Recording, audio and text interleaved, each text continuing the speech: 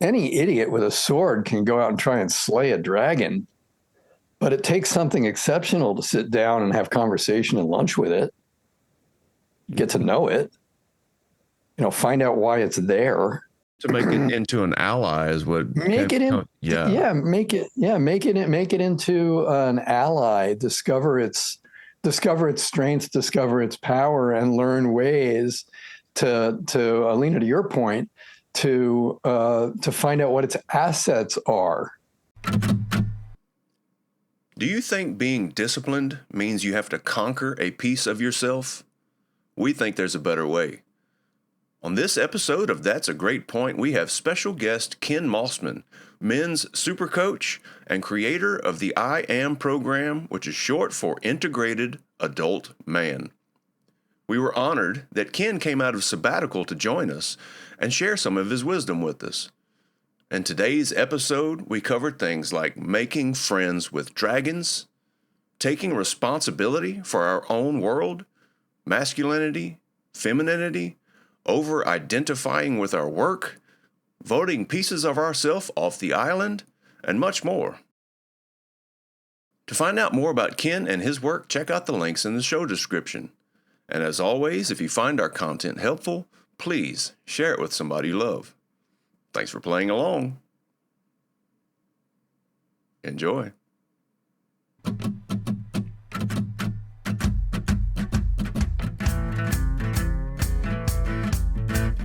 Welcome to That's a Great Point, the attitude adjustment for your soul, where co-hosts Alina Doran, Michelle Albers, and Lee Smart discuss deep topics around a life well lived.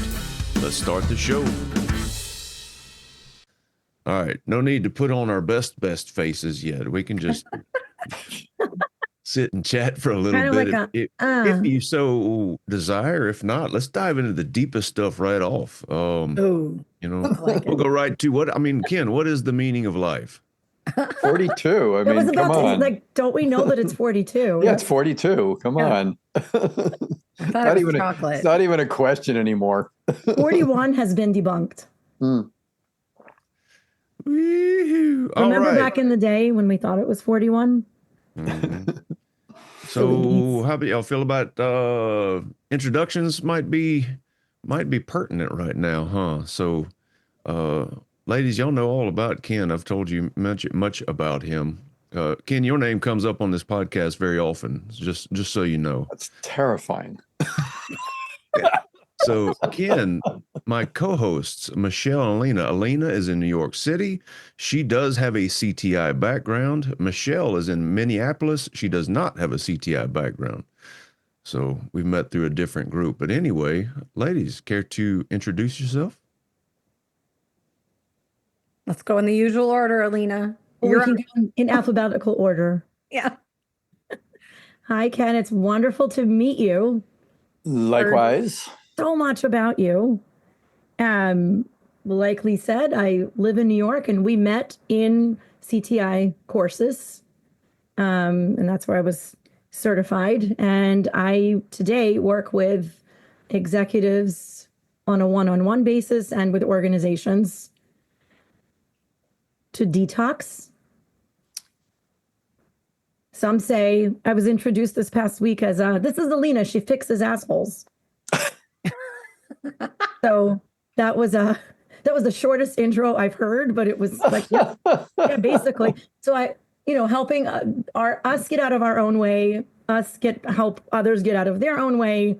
And then from there, strategy, execution, and all the what do you need to do once you're aligned with who you need to be.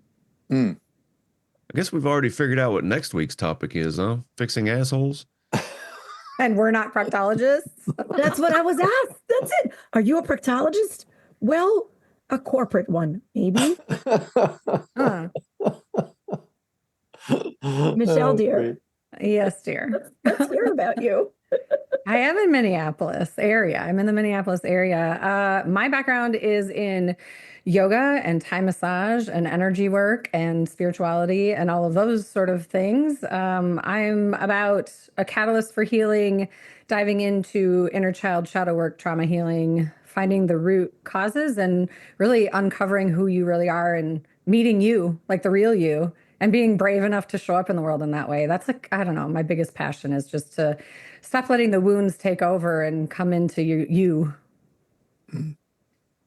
Beautiful. And I'm Ken, care excited to meet you and to have a conversation with you. Sorry, Leah said so many amazing things. And so today, I've been looking forward to today. It's a lot to live up to here. You don't even have to wear shoes in my book. There's no shoes to fill, just be you. oh, care to introduce yourself, Ken? Wow, I haven't had to introduce. I can talk to you. You can tell.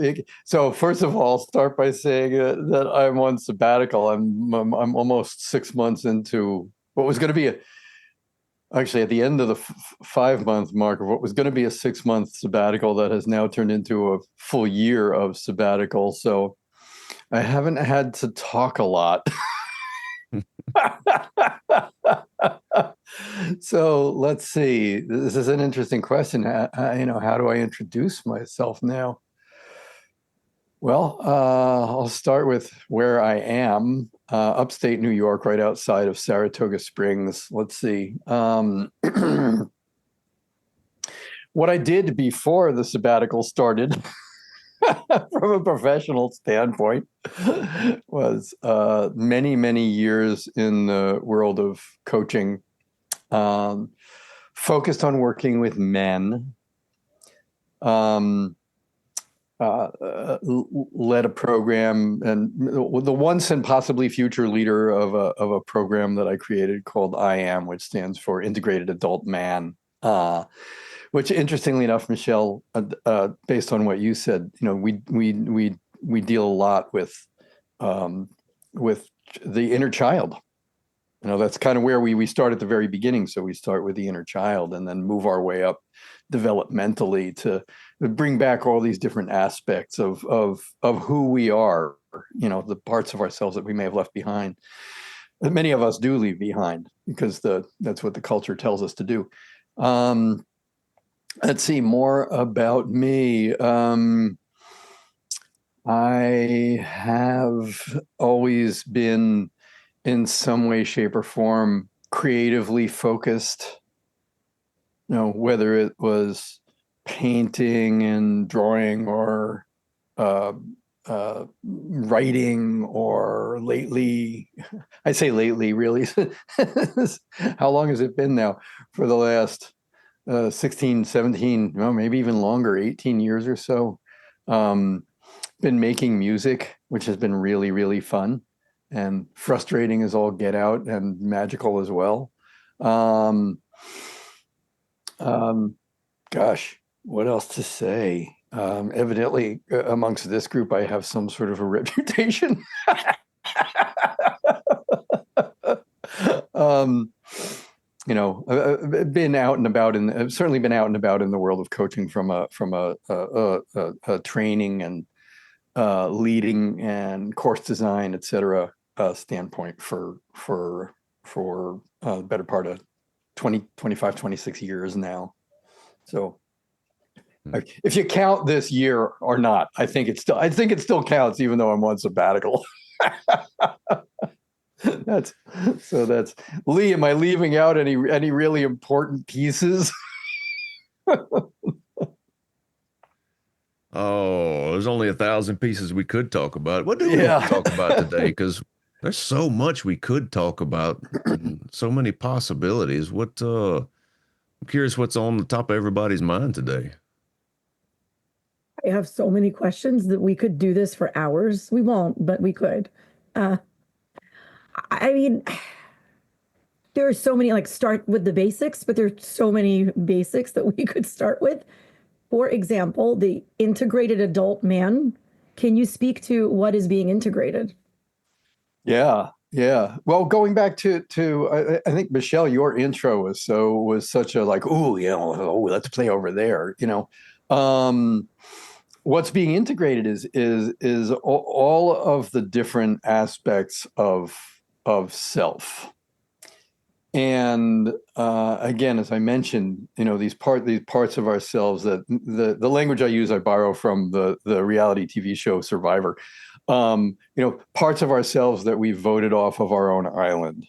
You're too.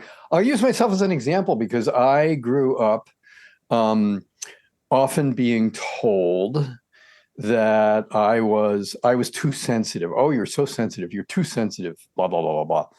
Well, what does that really mean? If we unpack that, what does that really mean? Does that mean that I was too connected to my own feelings? That was part of it. Perhaps too empathetic. That was certainly part of it. Perhaps too, in some way, shape, or form, too keen an observer of my inner self. And able to, not in any sort of creepy way, but able to discern, to really feel, what was going on in others, to be able to walk into a room, which I assert is something that many of us are really, really good at. We can walk into a room and kind of get, we can get the flavor for what's going on with people. And, I think all of that stuff got filed under too sensitive. And, as I grew, as I developed, as I did my own inner work, I got to see pretty vividly. It's like, wait a minute, hold on a second. That sensitivity, which evidently was too much, is really, I think it's overused these days, but I use it anyway. It's really a superpower. It's a strength. That sort of thing is a strength. So for myself, in my own journey, reintegrating that sensitivity, being able to see it for what it is and claim it and leverage it, use it personally, professionally, relationally, all of those ways, it's powerful stuff. And if I had, persisted in keeping that voted off of my own island, oh my God, I can't imagine what a hollow life, I would be leading. And so, that's my example, but we all have those bits and pieces of us. I think we all do, men, women, it doesn't matter. We've all at some point, I would assert, we've all at some point or another been told, you're too this, you're too much, or you're not enough, humana. You're not fitting my, the outside world tells us, well, you're not really fitting my mold. So, go change. And so it's all about integrating, long-winded answer, I know, but it's all about integrating, all of these different parts of ourselves, including the shadowy bits, because it's like we contain multitudes, to quote. And let's discover those. Let's rediscover who's in there. All of the different aspects of self, and bring them on home. Bring them on home. Beautiful. That is beautiful. I thank you for that. The metaphor that's coming up for me, because this corporate context is, I'm in an old dusty filing room. And like someone comes up to you and says, the committee has decided that the sensitivity thing, no, we're filing in the back of the room. And it's in that like old 1970s, 80s, like before computers were everywhere. It smells like dusty paper, and it sits in the back and it's locked up. And you say, well, hold on, can I come in and take it? And then 10 years later, you integrate it and you decide that you're taking it out of the dusty file cabinet and reclassifying it as an asset. Absolutely. Like, this isn't baggage that's getting stored in like storage somewhere offsite. It's actually an asset. Right. And we didn't capitalize it. And nor did we really recognize its necessity. Yeah, what I picked up is the difference between self-mastery and self-tyranny, right? How many times to be disciplined, the idea is I have to conquer a piece of myself rather than allow the pieces of myself that are here to to really flourish. So I love the idea. I'm curious if you want to say more about what it is to be a man and to soften and be sensitive. Well, I want to pick up first on your conquering piece and call me back to the what it is to be a man, because because I do have some opinions. The whole conquering piece, and there's absolutely nothing wrong with discipline. I think discipline is has got a lot of magic in it. And we see it again. I talked about being creative. What is it? What is a discipline? If it comes to music, what is a discipline? Well, picking up the instrument every day. That there's that kind of discipline, artistic discipline. If it's working in a sketchbook every day, if it's writing every day, if it's fill in the blanks, that allows us to grow. But back to your point about the conquering. Well, what's necessary for conquering? Oftentimes, what's necessary for conquering is some sort of battle. And if we're talking about conquering a part of oneself, overcoming a part of oneself, does that mean that we have to go to war with ourselves? Which again, oftentimes we're taught to do. Go to war, overcome your this, that, or the other thing, versus get to know it and make peace with it. Years ago, so dragons play a big part in my life. I'll just say that. My own personal mythology, and I was talking to this client, and he was talking about what you just mentioned. He had this dragon inside that I have to slay the dragon. And my comment to him, which kind of came out of nowhere, was like, any idiot with a sword can go out and try and slay a dragon, but it takes something exceptional to sit down and have conversation and lunch with it, get to know it, find out why it's there, and learn. I'm expanding on what I said to him, which was basically any idiot with a sword could go out and try and slay one, but take something special to have lunch with it. To make it into an ally is what make it into an ally. Discover its strengths, discover its power, and learn ways to Alina, to your point, to find out what its assets are. Arrive at some sort of understanding of one another. It's in there for a reason. It's in there for a reason. And we've seen time and time again. Being here in upstate New York, we can talk about our history of governors who have tried to, Alina, as a fellow New Yorker, we've got this history of governors who took their shadows and pretended that they weren't there, tried to vote them off their own island, only to have them come back and bite them in the ass to the point where, they had to resign in shame or something like that. It's like, okay, what if you actually got to know that part of yourself? No. What then? Maybe you'd recognize its perhaps unhealthier urges, but also its useful advantages, its strengths. Again, so Lee, your question about bring me back to the man question. Yeah, well, you mentioned being sensitive, right? And a lot of times we have to be tough. Or that's the general consensus of the culture, right? Is you got to toughen up. You got to get strong as a man. And I'm curious what your thoughts are around integrating that emotional sensitivity and using it for good, and, the softening and how that's actually becoming more tough. So I wanted to hear your opinion on that. It's a great question. So if I go sideways, just call me back, because I can go off on, Lord knows I can go off on tangents. So first of all, this notion that in order to be a man, in order to be a real man, you've got to be tough. According to who? Really, according to who? By the same token, you have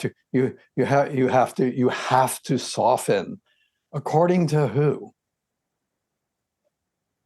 So there's an awful lot of according to who out there, according to, this set of beliefs or this, this model of manhood and it's funny, I was reading a transcript of an interview just over the weekend with Terry Real, relationship psychotherapist who's done a lot of work in the arena of not just relationships, but specifically men in relationship. And one of the things that he said that I just loved is he was asked a similar question. He said, there is no model of man, and I'm paraphrasing, but there's no existing model of manhood in the popular culture or anywhere really that has gotten it right, and as a result, everybody suffers, not just men, but the culture, the world, if we want to go that far, look at it from a bigger systems point of view. And he's absolutely right. And one of the things that, and this is part of what I do. I know I'm not the only one in the world who does this, who does men's work, who approaches it this way. But to me, I love this quote by this statistician George Box: "All models are wrong. Some of them are useful." And I think if you're looking at models of manhood, like right now in our current political, current political moment, this notion, this Elon Muskism that using as an example, that empathy is the weak link. Pardon me for being so forthright, but that is just fucking stupid. I mean, that's just ridiculous. The idea that empathy is, no, come on. Come on. And so the bottom line is, for me, as an adult, again, as an integrated adult human being who happens to wear the skin of a man, I can look critically at models of manhood. I can look with an open heart, open mind, and with curiosity at my own inner world. And I can look at the people with whom I'm in relationship, and I can decide for myself. I can make my own decision. And that's part of the privilege, if you will. That's part of the privilege of adulthood, being able to be discerning and make one's own choices about, this is the kind of human being that I want to be. This is the kind of man I want to be. I don't need to force myself into someone else's mold. I can look at is it good to be strong? Yeah, at times it's really important to be strong. Is it good to be soft, quote unquote, soft and sensitive? Absolutely.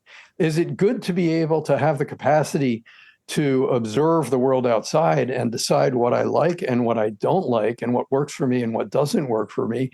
Yeah, absolutely. It's even more important that I take responsibility for what I see and how I carry myself in the world. So and this lines up with one of the things that Terry Real said too, which I loved. I loved it because it agreed with me. Confirmation bias. Let's call it what it is. But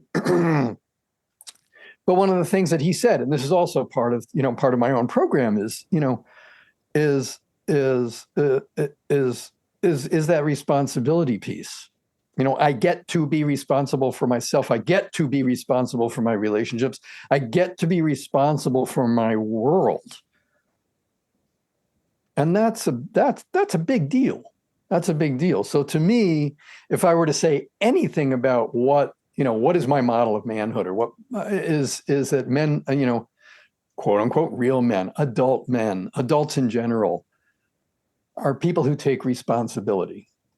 People who take responsibility, not as a burden, by the way, not as a burden, not as a duty, not as a forced obligation, but to hold it as the privilege that it is. Get to be responsible. How cool is that? In my world, it's cool anyway. Powerful. I think so. It's so very empowering. We talk about, inner child work, which likely each of us touches on in our own ways. You may have answered this many times before. So if you have, I'll skip to something else. I'm curious if you could sit down next to your 13-year-old self and whisper something to him, what would you whisper?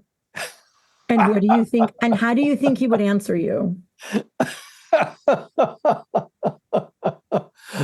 Well, I think what I would tell him, what I would whisper into his ear, and it's funny because I make the distinction. Like 13 years old, he's kind of in that tween, not so much inner child anymore, because now he's developed enough enough sophistication and capacity for language and understanding where he's not necessarily a child anymore, but he's very much in one of those transitional phases. Actually, I haven't stumbled across a period of life that isn't in some way, shape, or form transitional anyway. But that aside, my inner 13-year-old, I would let him know that it's going to be okay. It's going to be okay. You're good. You're good. You're good the way you are. It's going to be okay. How about the other way around? What does he need to tell you?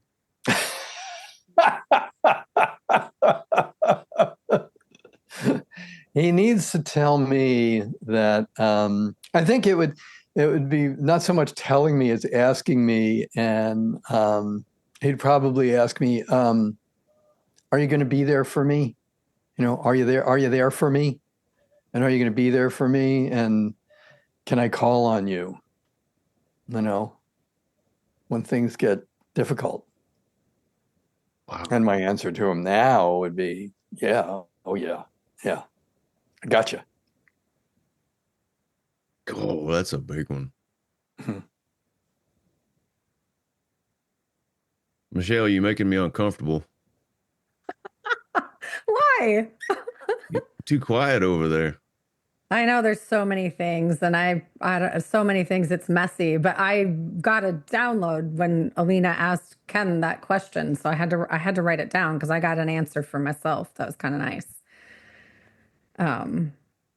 Yeah, I find it fascinating, Alina, your metaphor about the file cabinets. I find it fascinating. Like, when did we come to a place? And I think we all are here on some level, and maybe that's not a fair statement. But like where we go to our own personal file cabinets to look for our unique gifts that we are looking for and uncovering. And instead of grabbing the key for ourselves that's in plain sight, we ask permission from external to say, hey, is it all right if I go in this file cabinet? That to me, when you said that, I was just like, oh, why do we do that?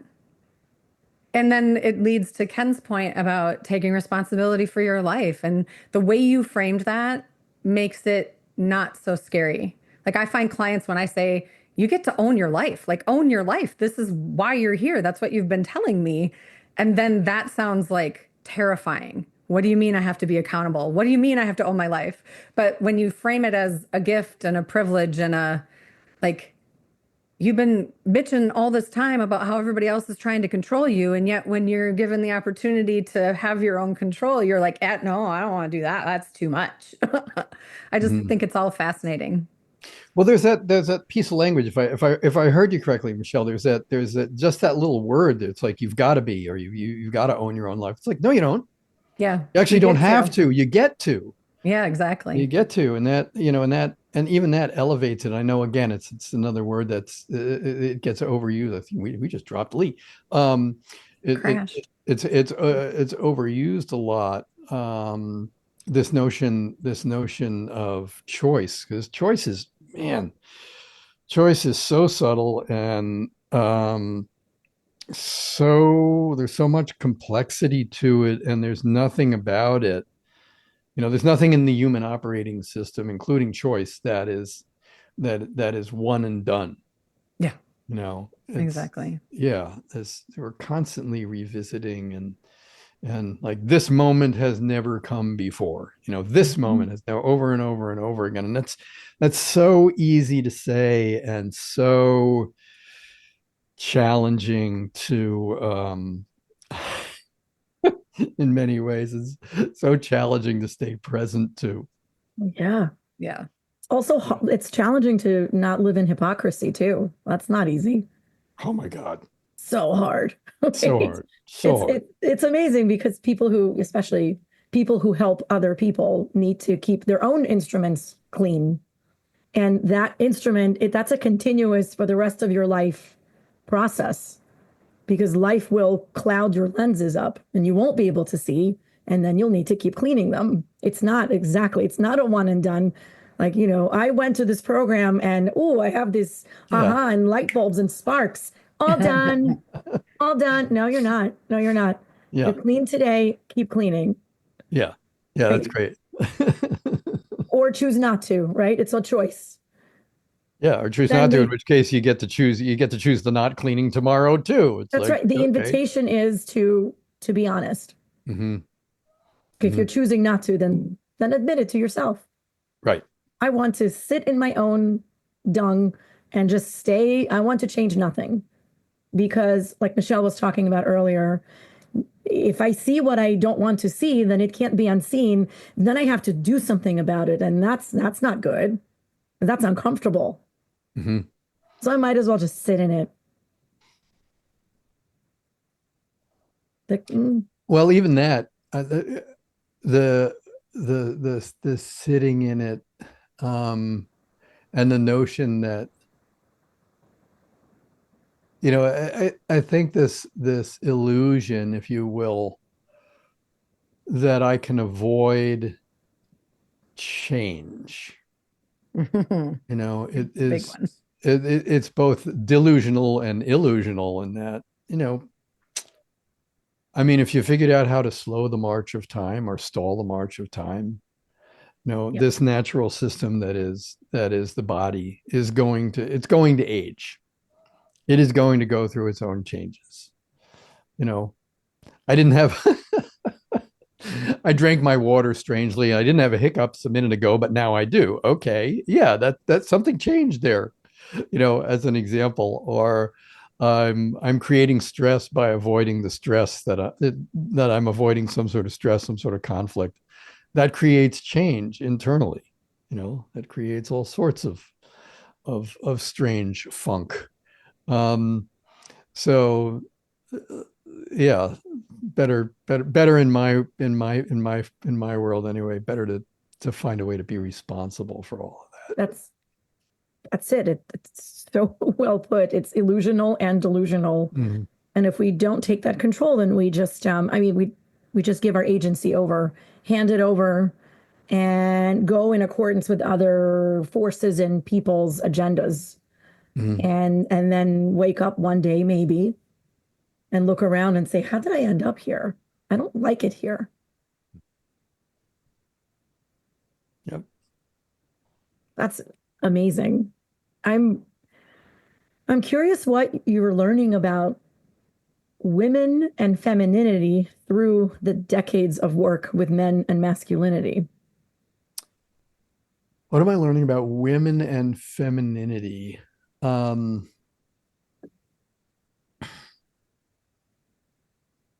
thinking here because I haven't engaged with this question in a while. I want to say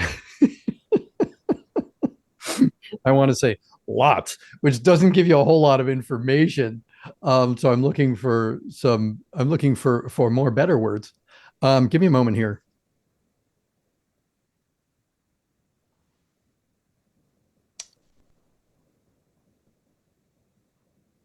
I tend to think, and I don't know that I've always done this. I think in some way, shape, or form, I have always done this because because I feel like I've wandered through life a lot of times just plain overwhelmed. Um, because I tend to see things in terms of larger systems. And if I'm looking at, I'll keep it personal to me. If I'm looking at larger systems and I'm working with men, I'm working with masculinity, I'm working with the whole self, I'm working with, all of it. The responsibility piece, responsibility for the world, etc. I can't help but um, I can't help but include, of course, and if we're going to talk about masculinity and femininity, or femininity, I want to talk about it as more of a quote unquote energy than, again, something that's hard and fast and set in stone. Similar to the way it's like, well, what is it to be a real man? What is it to be masculine? Well, what is it to be a real, what is it to be feminine? There's a lot to the equation, and I mentioned the word complexity before, and I don't want to I'm mindful not to oversimplify things, because I think simplicity is a simplification or oversimplification. Seeing the world as black and white does it and oneself a huge disservice. We're complex beings. The world is complex. Nature is beautifully complex. We can look at a yin and yang symbol and see the simplicity of it on the one hand. On the other hand, if we look closely and we see in each little circle, in each half of the yin and yang, there's another version of the yin yang, and you can go back and it goes on infinitely. It's like a reflection in a mirror. It keeps going back and forth, going back and forth, going back and forth, infinitely. So, what have I learned, aside from that? And I think for some men who adhere to these strict models of traditional strength or dominance based masculinity, would run screaming for the hills, or run screaming at me with their weapons, to say that, no, there's nothing feminine about me. To which I would respond, well, it seems like a kind of sensitive spot for you. That seems to have elevated some of your emotional self when I say that there's an aspect of you that's feminine. You seem rather sensitive about that. That would activate one. That would activate one. It's like, well, what is that? What is that? What is that? What is that? Well, in some realms, that, this whole notion that I want to say, first of all, this whole notion that the realm of the emotions is the realm of the feminine is like, okay, well, that's great. So what I've learned is that it's not that.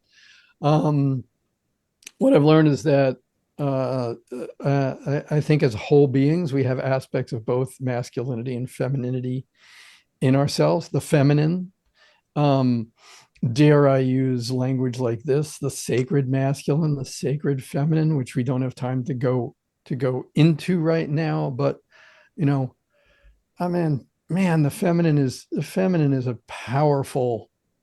Both the masculine and the feminine are hugely powerful forces, and wildly important forces, and wildly potent forces that work together to create. I think about it. It's, man, it's like you can't talk about one without talking about the other. And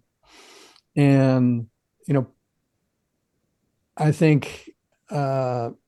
I think I might be going sideways off on a tangent here. So again, call me back. But I think any man who hasn't done work with his own inner feminine is only going to be able to tell part of his own story. I think any person who identifies as a woman who hasn't done their own work around their own inner masculine has done themselves a disservice. You know, I would include people who see themselves as gender binary or gender neutral, who haven't done work, you know, an awareness work about both inner aspects, have done themselves a disservice. It's just too rich. Those are realms that are too rich to not explore. I don't know if I answered your question, Alina. You did. I'm hearing you talk about, irrespective of what the gender label that we place is, we peel off that sticker, it's still a squishy human that's got parts and complexity. And if we don't look at those parts and meet the different parts and decide what kind of a relationship, do we want a relationship? Are you banishing them? Are you petting them and making nice? You're denying parts of yourself and you're not living fully. Mm-hmm. Mm-hmm. It's interesting. This reminds me of, so we're recording this just after the Memorial Day weekend here. And I heard a story yesterday about stories from the USS Indianapolis, which was a ship that was sunk toward the end of the Second World War, and absolute tragedy. But one of the beautiful pieces of this story, the rescue of the 300 something out of 1,100 sailors, was a story of a 20-year-old kid, really, and I cannot remember his name. I think it was Bill or Billy something, who was just described as this hulk of a man who did what would be considered a very manly thing, if you will, in diving into 10 to 12 foot seas in pitch dark, to save the men who were in the water. And he did it a number of times. He did it over and over and over again, to grab these guys who were on the brink of death and get them out of the water. And the first of all, the bravery, deeply moved by hearing these accounts. What was he doing? What was he doing? You can look at it simplistically and saying he was doing this wildly heroic thing. Absolutely true. In astoundingly dangerous conditions. Absolutely true. If we expand the aperture and we look at what he was doing, what they were all doing, what were they doing? Arguably this thing that is often attributed to the feminine, he was serving life, preserving life, allowing these men who had been in the water for 4.5, 5 days after their ship was sunk. In many ways, I look at that. It's like, he's giving them a second chance. He was serving as as a doula, as a midwife in some way, in some capacity. Using his body in service of life, which I think is what any really integrated, the true warrior. What is a true warrior? True integrated warrior is not about destruction. It's about preservation, protection and preservation of life. Very feminine aspect. Samurais, samurais were appreciators of beauty. Go sit and observe cherry blossoms.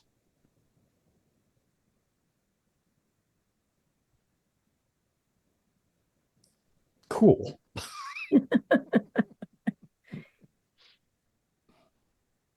Lee and Michelle, I don't think I've heard you both be this quiet. Soaking it in, soaking it in. There was definitely Me something too. that we started to touch on quite a bit already is how do we identify as humans? What is our identity? Am I identifying as masculine? Am I identifying as feminine? Do I identify as my work? So, care to dive into identity there, Ken? Yeah, I don't know that I have an answer to that. I think in many ways it's funny. Again, I started my own introduction by saying I'm on sabbatical. I think in many ways, perhaps without knowing it, um, I think in many ways I had identified myself too powerfully, not in a good way, not in a healthy way, but too strongly with my own work. Mhm. Um, and even though the work it has been really, really good, to your point, I think Lee, or to the question, it's like over identifying with any one thing is limiting. It's hugely limiting. I think again, looking at this current political moment, which is a moment of so enmeshed in the realm of identity politics, and even the people who are raising their fists is like, oh, you're so enmeshed in a politics. Well, what are they saying? They're saying that identity is different than the identity that I identify with over here. I'm using the same, yes, I'm being redundant, identity and identify.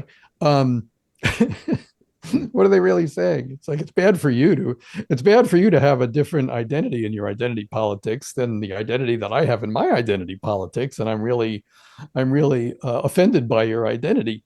My identity is offended by your identity. It's like, oh, come on.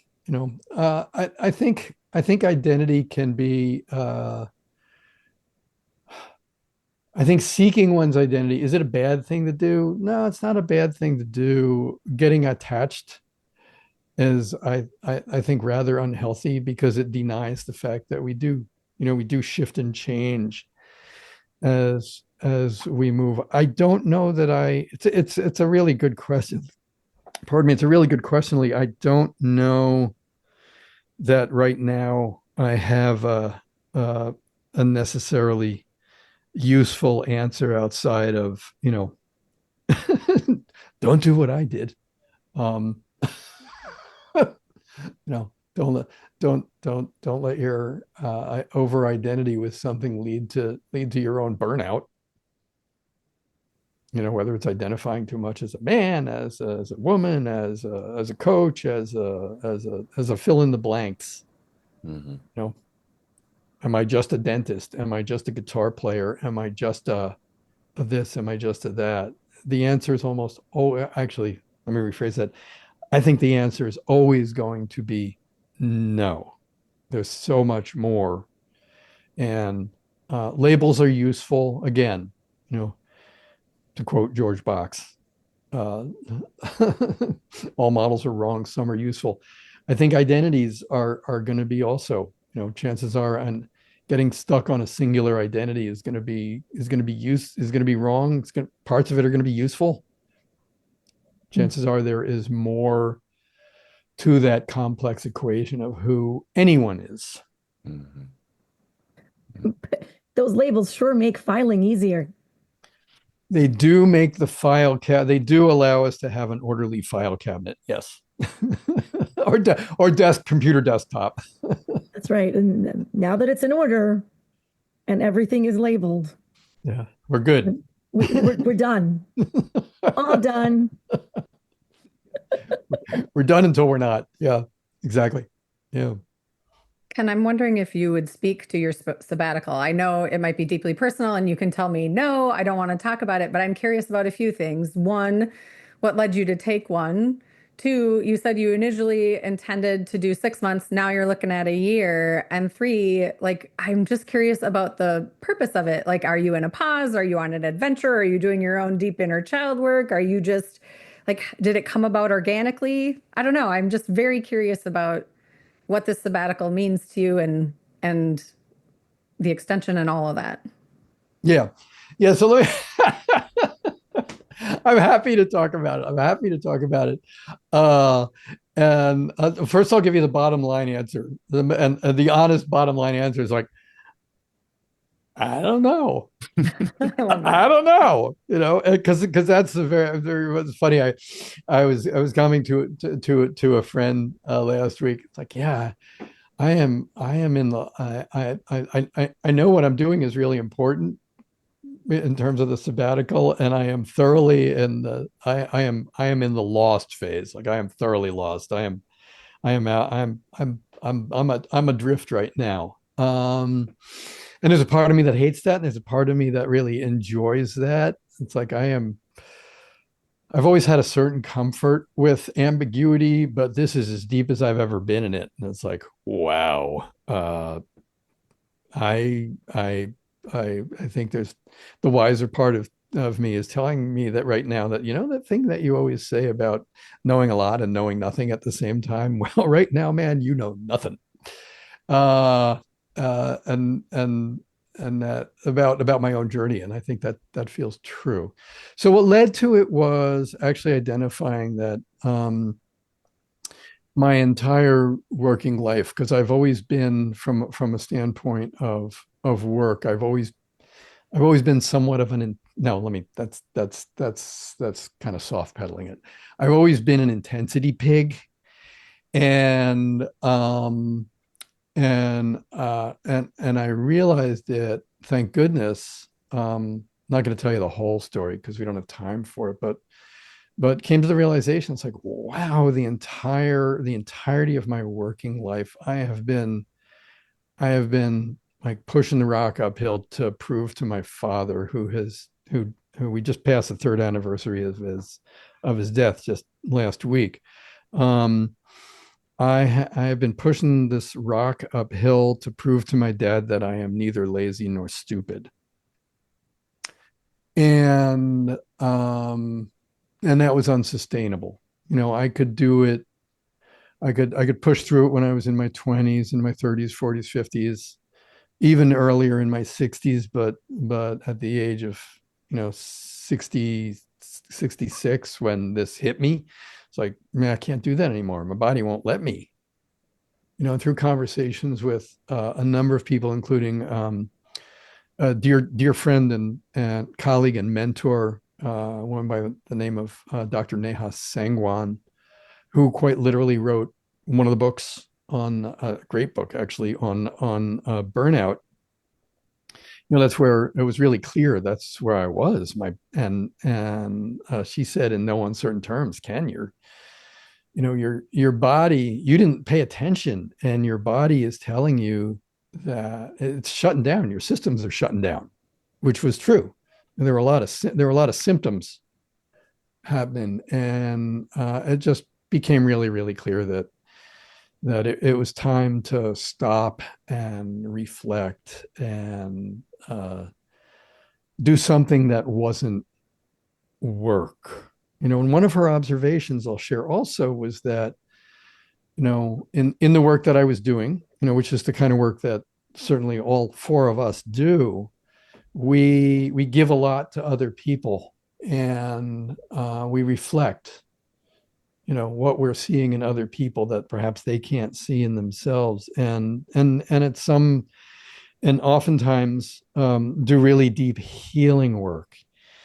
And I was doing all of that for others. And this is another thing that, Neha was very clear, and it struck me as true. So it wasn't like she was saying it, it was like, okay, you're saying it, therefore it's true. No, not at all. It's like, I recognized the truth of what she was reflecting back to me, was, jumping through fiery hoops to give to others what I most needed to give myself, and wasn't. So that's what led to it. In a nutshell, that's really what led to it. And I'll share this true. I will say this, that those of you who are considering a sabbatical, I will say that in the arena of don't do what I did, which was we also decided that I'm very much a homebody. I love it here. And we decided that this was a good time to have our kitchen remodeled. And I don't know what I was thinking, except that I probably wasn't, because that does add a kind of a layer of stress that I don't know that I really needed at this stage of my life. We're still, I mentioned to Lee, yeah, someone might be coming in to do work today. Thank goodness they haven't. On the one hand, thank goodness they haven't. On the other hand, I'd like to see it done. But again, I'm off on a tangent. So really, the purpose of the sabbatical is a reset, some form of reset. I don't know in the arena of I don't know. I don't know what work I'm going to be doing after this. I don't know if it's time for me to step away to to serve in some sort of capacity. I don't see myself as ever not being of service in some way, shape, or form. So whether that means, okay, you know, maybe I'll lead another IM course or two, but it's time to hand it off to to someone else or to a next generation. I don't know. I have clients who are very, very dear to me. I don't know if I go back to working with I certainly, let me put it this way. If and when I go back to work, I know I'm not going to do it the way I did it. I'm not going to sacrifice myself to the to the to the gods of effort to prove something to someone who loved me in his own way. And if he and I know for a fact, because he retired at the age of 55, I know for a fact that if he knew what was driving me all those years, he would probably say that, well, that's kind of ridiculous. But again, in that child's mind, that adolescent's mind, that young adult's mind, that was something that needed to happen. Thank you. Thank Yeah, you you're for welcome. sharing that. I was very curious about it, and I can relate to a lot of what you were saying. And I think what I heard as the overarching reason maybe is you are learning to plug in and actually serve yourself in a way that's actually nurturing and supportive and replenishing and offers yourself kindness, love, and compassion that you give so freely to others, but that sometimes we don't even know how to give to ourselves. I don't know, maybe that's a wrong interpretation, but that's just really what it felt like when you were speaking. I think that's right on. I think that's bang on. It's like healing is kind of sort of important. Kind of, sort of. Kind of sort of, yeah. Just a Yeah. little. Yeah. I'm wondering as I'm hearing you describe this and share so vulnerably, and thank you. Like, if this chapter had a name, if this chapter of your life had a name, what would the title be? I just had a name pop in my head, but I would love to hear yours. Aside from sabbatical, Yeah. ooh, um, I don't know yet. I really don't know yet what I think. Reset, reconnection. There's probably something about love in there. Um, yeah, I don't know. Love to hear what you got. Oh, I was just the word that popped into my head was were my turn. Mm. Mm. Mm. Mm. Tying this back to an earlier part of the conversation, what I've noticed that was somewhat striking is that's more typically ascribed to the feminine to give so much of oneself that, and to not take for yourself in doing so, right? That to give everything you've got and not ask for anything in return is almost more likely to be considered a feminine trait. I think about how many mothers out there are, they live for their kids and then their kids leave and then they don't know who they are anymore after this happens. So it almost feels like you're trying to discover who you are in this moment of your life. I think that's accurate. I would push back a little bit on the notion uh, of of what you said about giving to others, because I think there are other, I think there are certainly quote unquote masculine expressions of that. Mm. Again, the the prototypical, if you will, or the the soldier who goes to war, the Mm. masculine, quote Yep. unquote, who goes to war and literally gives his life. The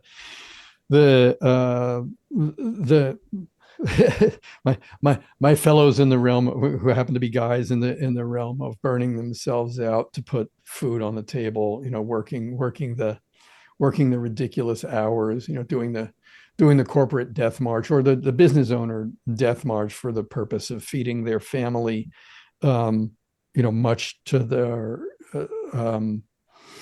it doesn't help them from a health standpoint.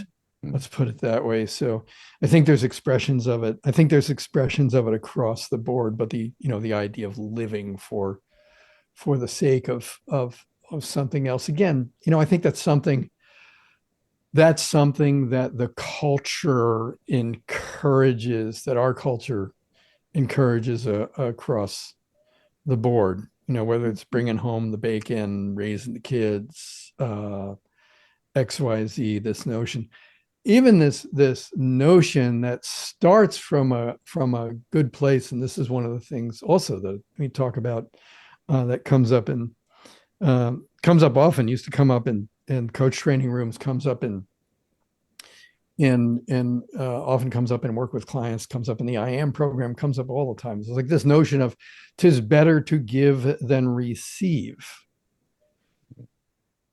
That equation doesn't work. And the reason it doesn't work is you are dependent upon someone's got to receive in order for you to keep giving. And if all you're doing is giving, and never receiving, I mean, really look at, it's funny, I had an interview on my own podcast. This fellow was talking about how, everything, he was so driven. It was great. It was a great conversation. He was so driven by, I do it all for her. I do it all for her. I do it all for her. And at one point I was like, okay, let's assume for a moment that's true. What do you get out of the deal?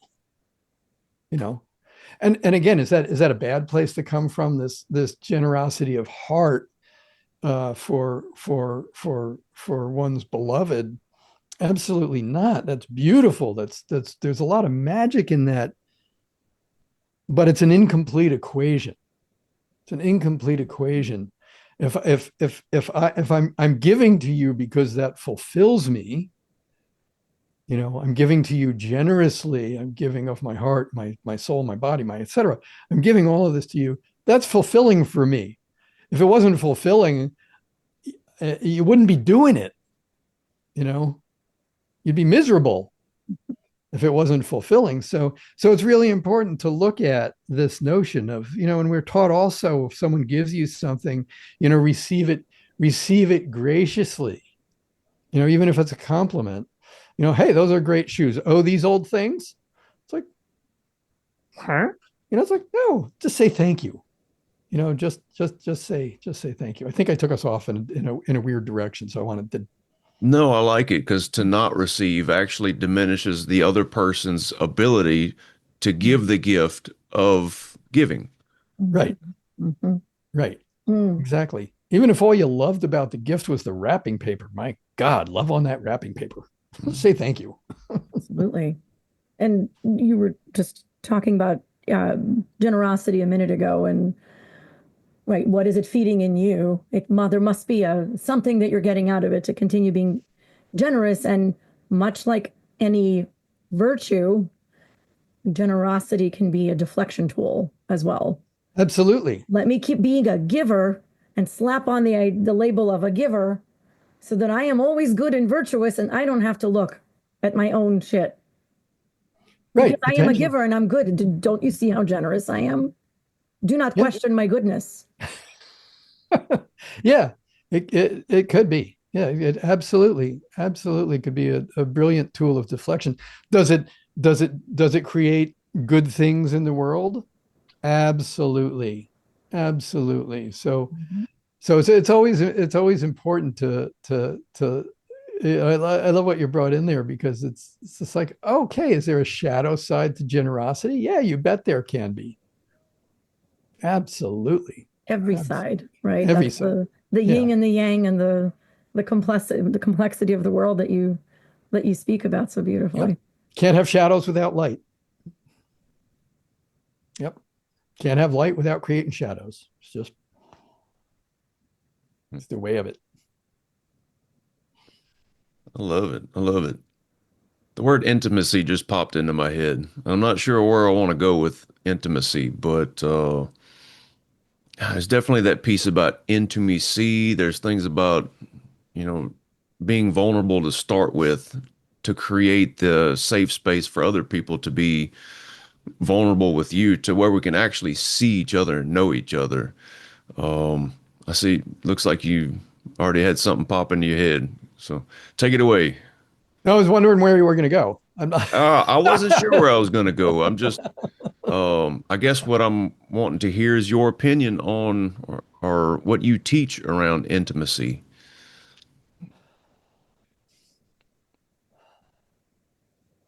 Well, again,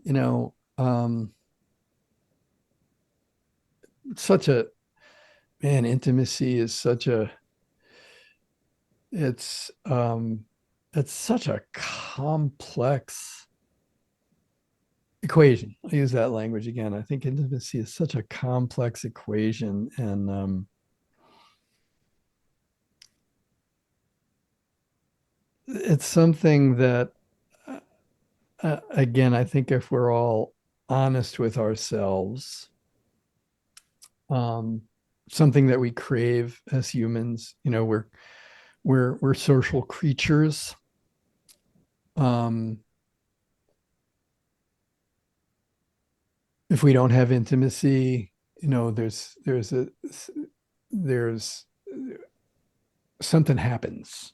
Something weird happens inside us if we don't have some form of intimacy, some sort of deep connection with other or with others, whether it's community, whether it's deep friendships, real friendships.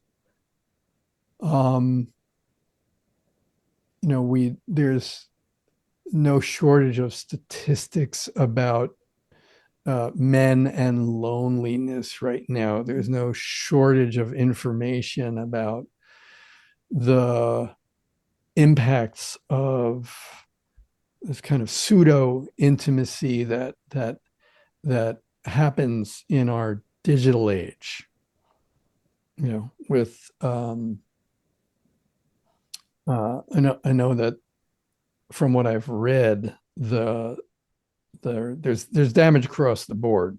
You know, uh, young kids, boys, girls, doesn't matter, but it seems to be a lot worse, if you will, for girls. What shows up, this notion that this is, I have my phone over here. I'm like, like this is where connection is found.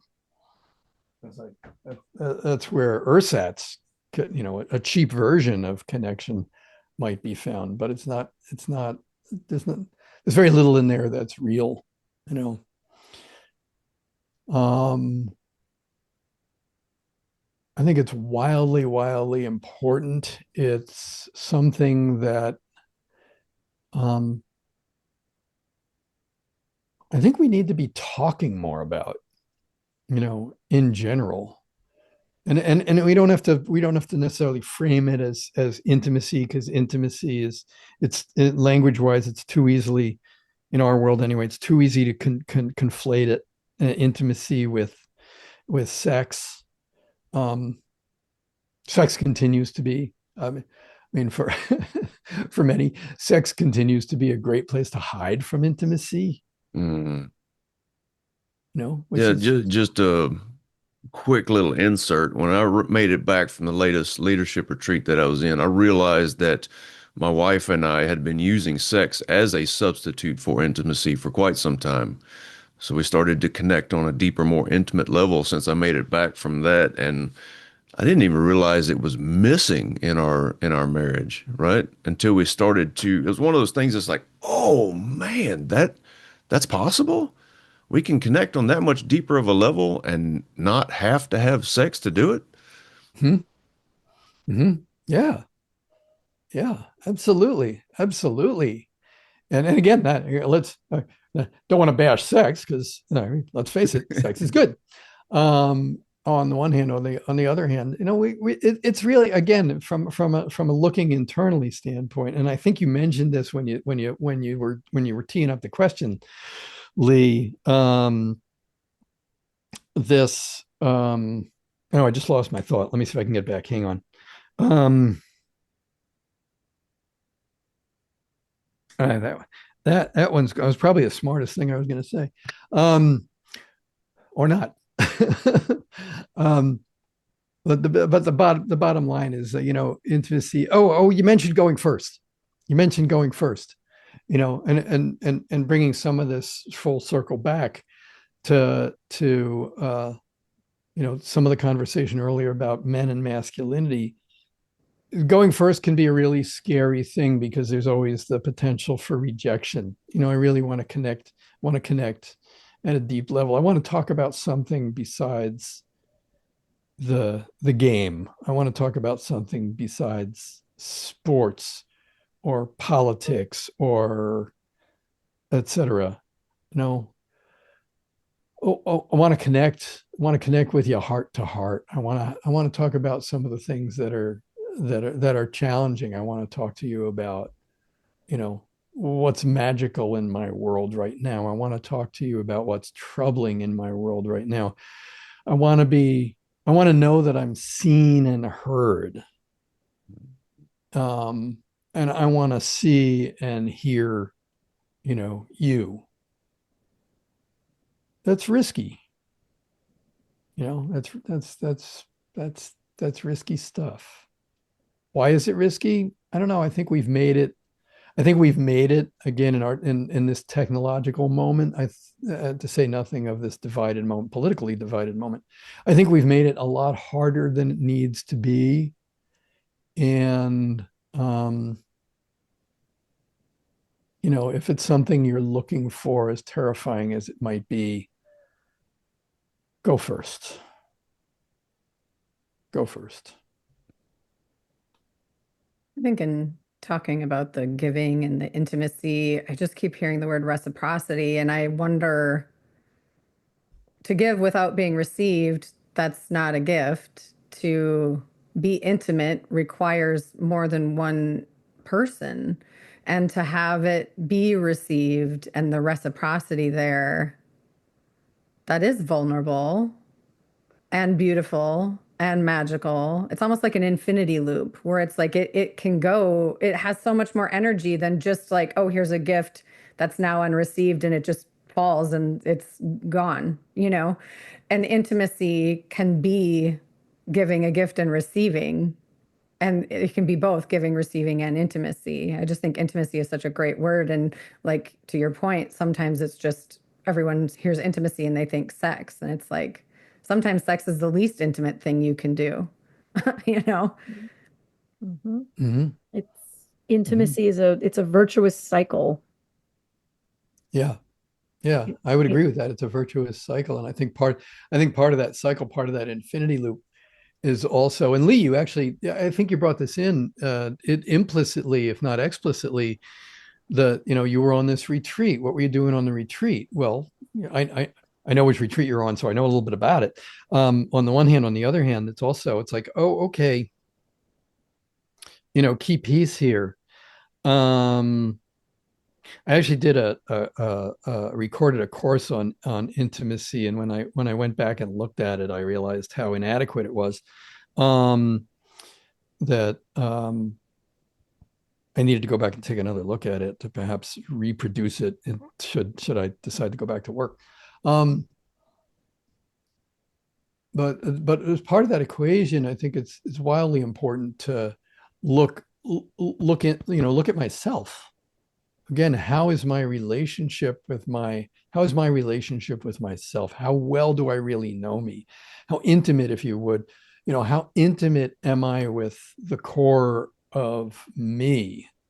Who I think is in many ways. I mean, we are the simultaneously, who's the who's the most interesting person in your life? I think for most of us, it's ourselves. And then that's not in an egotistical sort of way. It's like that's where a lot of the mystery is.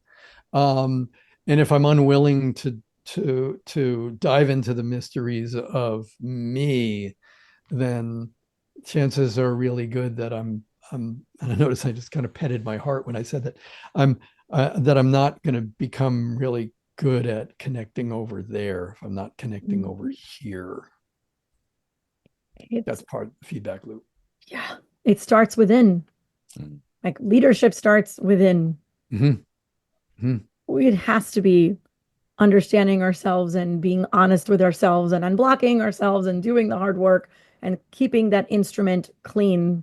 And then we can make bids to others, and then we can start to see people, actually see them, see what they're saying, see what they're not saying, see what's in the room. It's hard to see if we're walking around deflecting all day long. Right. I love what you said about keeping that instrument clean. But I think part of in my world anyway, part of keeping that instrument clean is willingly recognize what a mess it is in there. It's messy. Absolutely. Messy. Absolutely. We've tried filing everything away neatly, and like it doesn't work. Like I don't want to give away the plot. It doesn't work. It doesn't work. Yeah, it doesn't work. It works temporarily. It's a great Band-Aid. Yeah, that's great. Yeah, to take it to like a ground level example, if a couple is fighting over the dishes, there's something deeper underneath what they're fighting about the dishes, right? There's going to be something left unchecked. And if we don't know what it is within us that we're upset about, then we cannot know what it is we need from our partner. So therefore we end up fighting over the dishes. So that self-intimacy, knowing what we need for us, what it is that we're upset about, what it is that has us off center and off kilter is imperative. That's such a key piece of being able to be intimate with others, is we have to know what's going on within us so we can communicate. And I'm noticing the time. Any last words from anybody before we start to wrap up?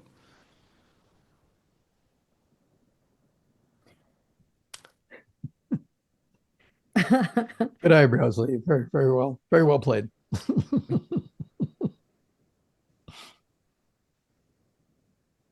So much. I've really enjoyed this conversation. Thanks for calling me out of thanks for calling me out of whatever this is, this sabbatical time. Thanks for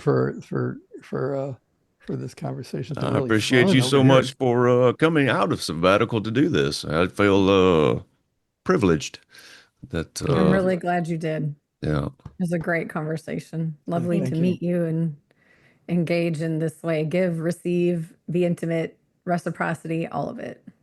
Likewise. Thank you. What a treat. What a treat. And shortly, you and I are going to play some guitar together. I look forward to that. Yeah. Let's get it on the schedule, make it happen. But anyway, I don't know about you, but I have a schedule still. But anyway, this was the only thing on my schedule today. Beautiful. And hopefully some kitchen countertops too. But yeah. All right. Well, if nobody else has anything to add, I'm going to hit the button and we'll wrap it up. Yeah, much appreciated. Thanks so much. Thank you. Thank you for listening to That's a Great Point with Elena Doran, Michelle Albers, and Lee Smart. To find out more about how we can serve you, check out our links in the show description.